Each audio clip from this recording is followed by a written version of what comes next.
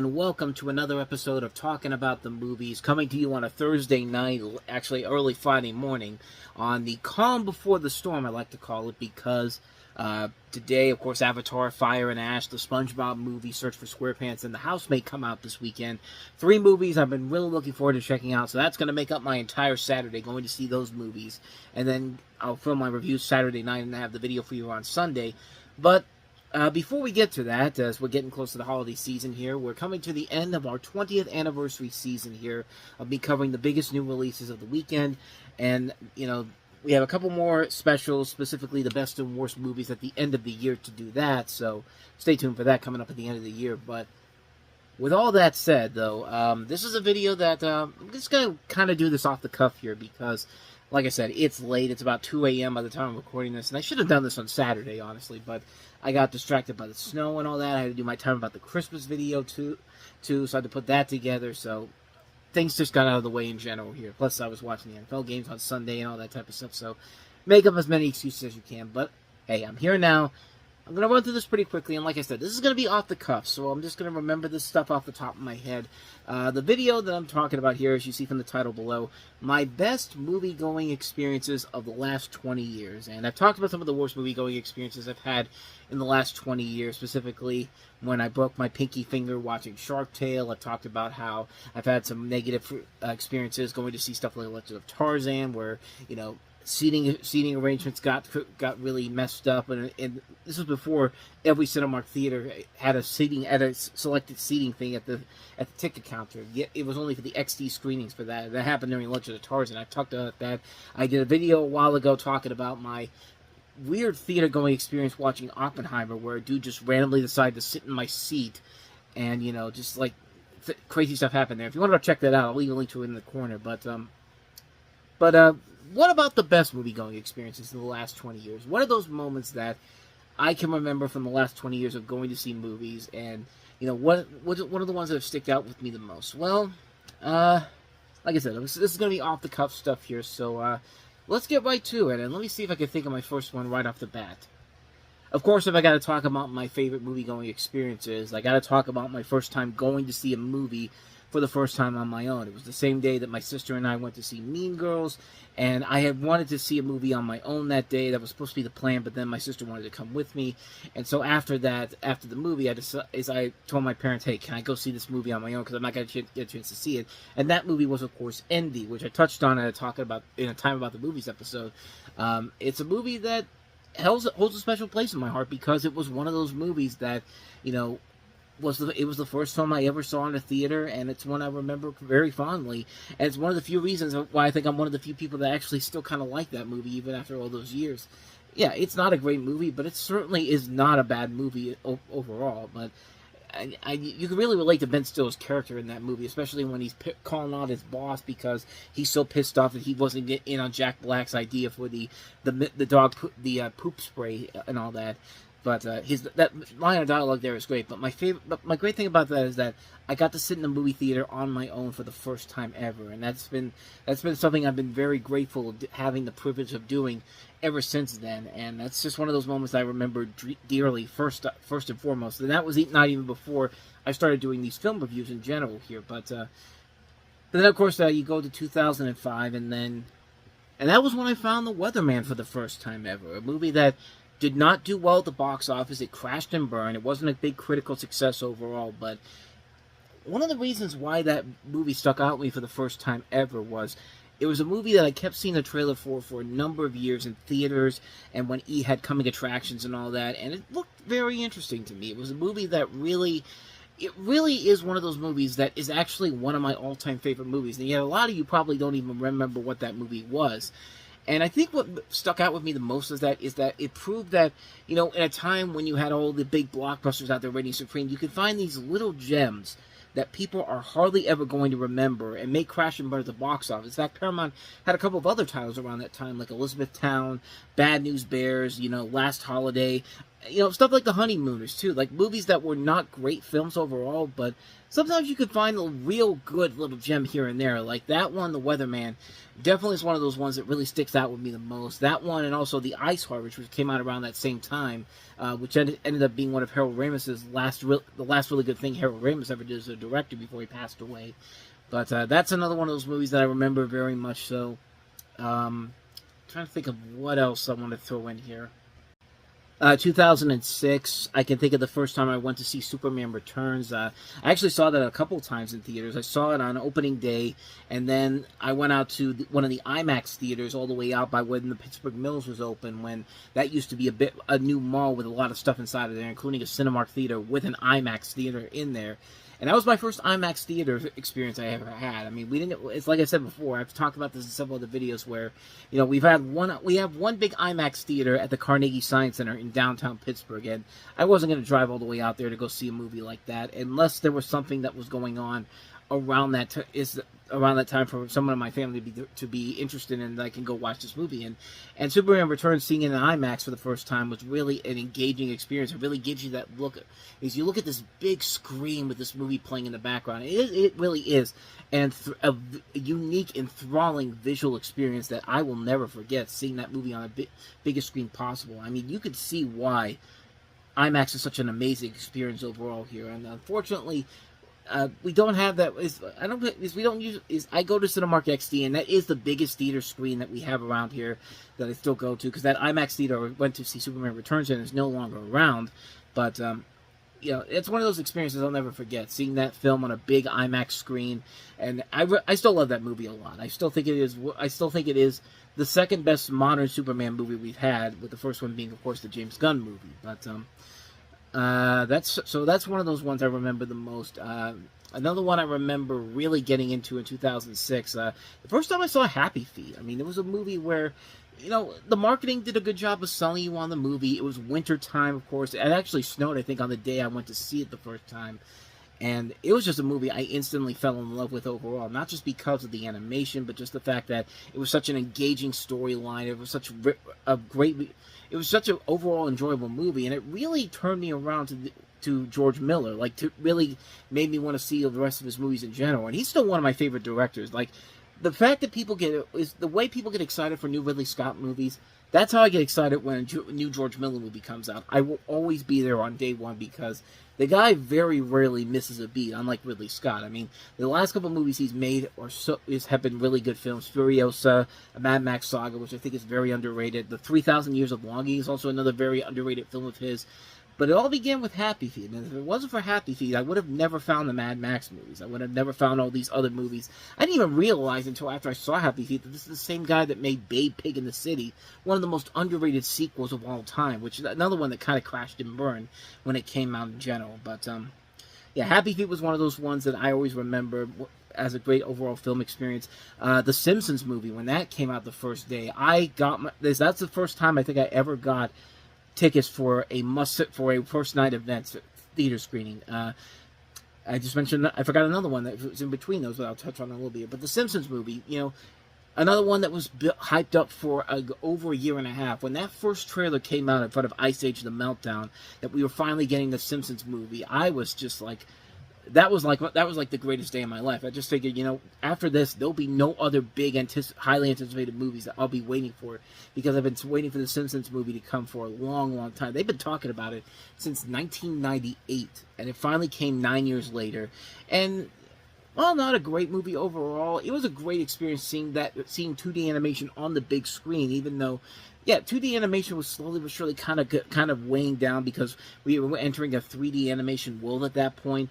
But it was always great to see the Simpsons movie in theaters. I saw it 6 times in the theaters. I mean, that's the most I've ever seen a movie in a theater. I saw SpongeBob 5 times when it first came out. The first SpongeBob movie in a theater 5 times in a row. Like, that's how much I really loved seeing those movies on the big screen. And just like, that's a good opportunity I thought I was never ever going to see again. But hey, we're getting another Simpsons movie in 2027. So, but before, like I said, in between those, I forgot to add another one: Transformers. Transformers was actually the first screening I went to see after 6, 7 o'clock, and it was like a 8 o'clock screening for that movie because it was the day before the movie was opening wide. I had a chance to see it in theaters before anybody else did, and yeah, it was a fun experience overall being at a late night screening like that. I had been to a sneak preview screening of a School for Scoundrels, which was I think it was like a 6 o'clock sneak preview for that, but like to be there late at night and to leave the theater at around 11 o'clock was something unexpected overall, and it was just great being one of the first people to see Transformers on the big screen late at night overall. It was a really exciting experience overall for me to see that film at that time. Seeing The Dark Knight for the first time ever was a great experience overall. Seeing that is being one of the first people to see that on the first Friday at 12 o'clock in the afternoon. I mean, knowing that this was going to be one of those groundbreaking movies that we'll never ever forget. I mean, seeing that for the first time was such an amazing moment in my life. But what else? Speaking of The Dark Knight, seeing The Dark Knight Returns, when I went to see that for the first time ever, I went to the Batman Marathon, which had Batman Begins starting at 5 o'clock. I think it was like Batman Begins starting at 5 o'clock, and then The Dark Knight started at 8 o'clock, and then there was this little break, and then at midnight, The Dark Knight Rises was going to open up for everybody, and that was everybody's first chance to see The Dark Knight Rises on that Thursday before the movie came out. And, you know, and like I said, I had been an extra on The Dark Knight Rises beforehand, and now actually getting to see that scene I was in on the big screen and seeing it play out the way it did. I mean, that's just something that I always remember, going to see that movie in general. And, of course, little did we all know that we were going to wake up the next morning to find out that there had been a terrible shooting at another Dark Knight screening in Aurora, Colorado that same night. But before I knew that, that was still a great experience overall. And I've never been to a movie that late in my life until 3 a.m. I mean, we didn't get out of there until 3 a.m., 3:30 in the morning. And like nowadays, it's a normal thing for me to be up as late as 3:30. But back then, 13 years ago, it's just like, man, that was like, whew. Like, that was like way too late for me to stay up. I usually was at bed at that point, but yeah, I couldn't miss up on a chance to see The Dark Knight Rises on the big screen. And again, I'm missing out on another one here. The Avengers. The Avengers was the first one I actually went to see at a Cinemark theater all the way out in Robinson because we found out that the movie theater that we're building up in Monroeville Mall was going to be the new Cinemark theater, and I wanted to go see the Avengers on the XD theater screen. So I went there on opening day, got to see that for the first time ever, and got my first glimpse at what an XD theater experience looks like at a Cinemark theater. And then about a year and a half later, the one in Monroeville opened up, and the first thing I went to see there was Thor: The Dark World, which definitely not one of the better Marvel Cinematic Universe movies, but nevertheless, it was.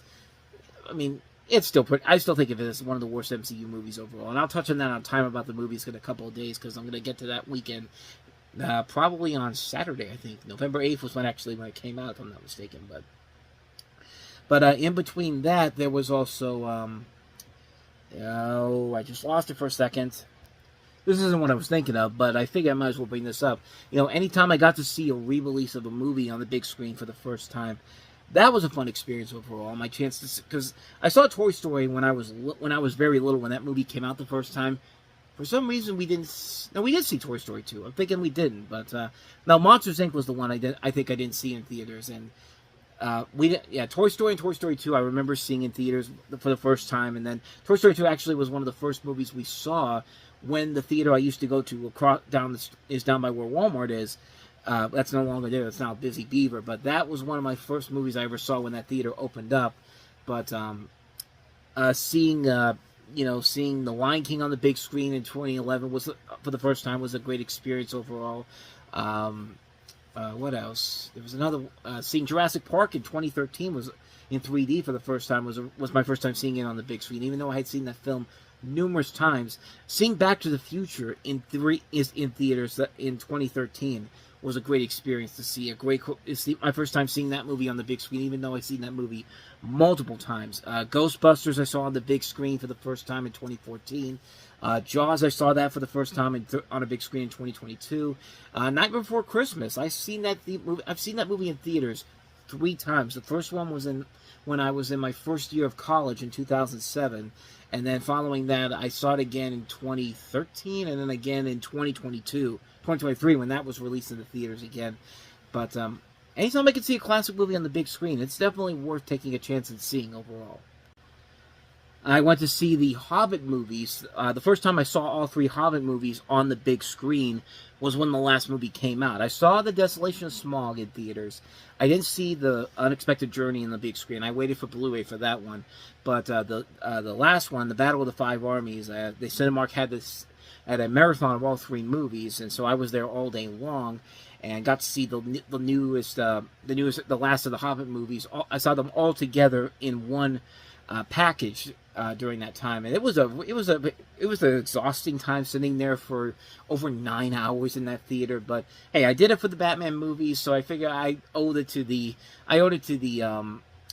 Hobbit movies in general, because that was my first time seeing any of the Lord of the Rings movies on the big screen. I didn't see the Harry Potter movies on the big screen until I saw Deathly Hallows Part 2, and I got there when I did, because after that, the Fantastic Beasts movies, we won't talk about those ones. But in terms of movie experiences that I just remember being so thrilled to be a part of, I saw Star Wars Episode 3 Revenge of the Sith for the first time. That was my first Star Wars movie I saw on the big screen, but seeing The Force Awakens for the first time on the big screen with a crowd that was just so excited to see what J.J. Abrams and Disney were going to bring to the table, I mean, that was a great experience overall. And I still have a lot of love for what Disney has done with Star Wars. We just had the 10th anniversary yesterday of The Force Awakens, and it's still one of my favorite Star Wars movies of all time. It's still one of my favorite experiences I've ever had. Seeing the excitement of a new Star Wars franchise in general, a new Star Wars trilogy starting up, which unfortunately didn't end up the way we wanted to, and I blame most of you on the internet for that, so thank you for that. But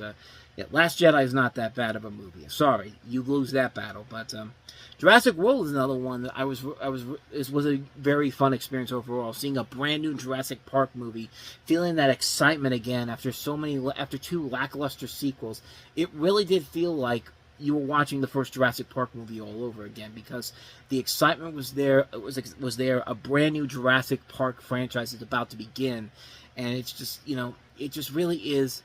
It was just really something engaging and exciting to see, and yeah, that first time seeing it, it made it work overall. It was a lot of fun.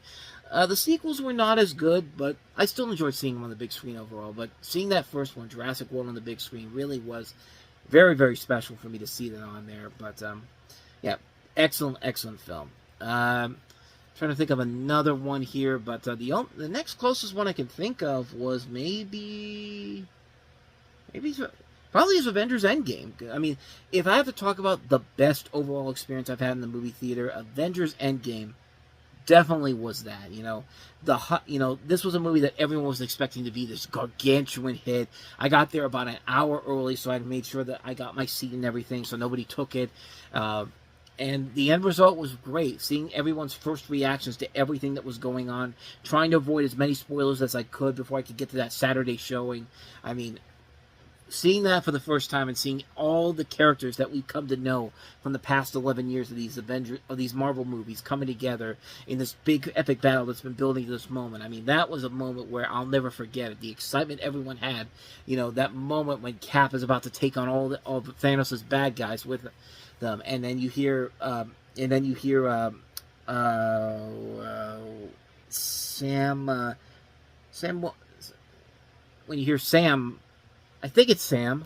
Yeah, Sam Wilson. I should know this. When you hear Sam Wilson going on your left, and then everyone's just coming out of the Doctor Strange ring things, like all the characters from all the other MCU movies, and it's just like, yes, like that moment, everyone started applauding, they started cheering. I mean, that's the type of experience where it's okay to go and just start going nuts when you see these characters on there. It was like that with Spider-Man No Way Home too, when you brought in Tobey Maguire and Andrew Garfield. Everyone knew they were going to be in there, but nobody was really set for certain if they were going to be there. But when they showed up, I mean, that theater erupted, and when they were all on screen together, I mean, that's another great moment that I'll never forget. Seeing that there, sitting at that movie theater, waiting for that moment for them to show up, and it's just like, yeah, Spider-Man No Way Home and Avengers Endgame. But those are two of the biggest theater best movie going moments I'll never forget. Other ones I remember, the ones coming after COVID when we finally got back to a sense of normalcy. Ghostbusters Afterlife. I mean, I was one of those people that really, I still stand by me saying Ghostbusters Afterlife is one of the best movies of 2021, and one of my favorite features one of my favorite scenes when you have all the Ghostbusters coming together, especially especially when Harold Ramis's character pops up, even though he'd been long dead, and just the fact that they were able to put that together, and it looks so flawless. Seeing all of them together, including Egon right there with Winston and Peter and come on, I gotta remember this name, and Ray. Like I should know this by this point, but yeah, when they're all on screen together in that one shot, like, it's just hard not to start get teary-eyed seeing all these guys there, because it's just like, yeah, it's been a long time since we've seen them all together, and yeah, Harold Ramis obviously can't talk because he's dead, but just the way they handled it was so well done. It's a moment I never forget when I think about those great movie experiences. Seeing West Side Story on the big screen for the first time, knowing that I was going to probably see something that was going to be largely forgotten by most people, but it was a great experience watching that film on the big screen when nobody else was really giving it a chance overall. But it ended up being my favorite movie of that year. West Side Story really was that great of a movie in general. But trying to think of one of the. I'm pretty sure I have one more that I'm trying to remember. Yeah, one more. The most recent one I can remember was when I saw Deadpool and Wolverine, and again, kind of like with No Way Home and Avengers Endgame, trying to avoid as many spoilers as I can so I can be surprised when it happens. I mean, those moments when all these different characters started showing up, not just Deadpool and Wolverine, but you have Chris Evans coming back as the Human Torch from the 2005 Fantastic Four movies. That moment when you see Elektra, Jennifer Garner's Elektra, and that was great and all, but then Wesley Snipes coming in as Blade, like, that was the moment when everyone went like, oh, like, I went like that too, because it's just like, holy shit, like, they actually went ahead and got Wesley Snipes back. It's just like it was like that was a moment that I'll never forget, how amazing that was to see Wesley Snipes once again back as Blade. And sadly, that will probably be the only time we'll ever see Blade, because I don't think that Mahershala Ali movie gets made. But then again, it was also cool seeing Channing Tatum as Gambit too, like seeing Gambit for the first time in that movie that Channing Tatum was going to star in but never came to be. But I mean, that Deadpool and Wolverine was one of those great experiences that I'll never forget. Like, that was a moment that seeing all that and being surprised when those cameos came in and those characters started coming in here. It's just like, yeah, that's a moment I'm never gonna forget, and that really is most recently the best memory I've had with a movie like that. I've touched on some other ones too as of late. Like Gravity is one I should have brought up. Seeing Gravity for the first time was really great to see from a visual perspective, but those are the ones I could think of right off the top of my head. Just a lot of really great, memorable movie-going experiences that I'll never forget, and just a lot of good times. A lot of good times I've had at the theater for the last 20 years. But let me know your thoughts down below. What are some of your favorite movie-going experiences overall? I'd like to know, again, down in the comments below. And if you did like this video and want to see more like it, hit the like button, subscribe button, notification button. And also don't forget, this weekend we've got 3 big holiday releases coming: Avatar, Fire and Ash, the SpongeBob movie, and The Housemaid. I will have reviews for all 3 movies coming up this weekend, so stay tuned for that coming up this weekend. But with all that said, thank you so much for watching this video, and I will see you guys next time. So until then, thanks for watching. I'll see you next time. Take care.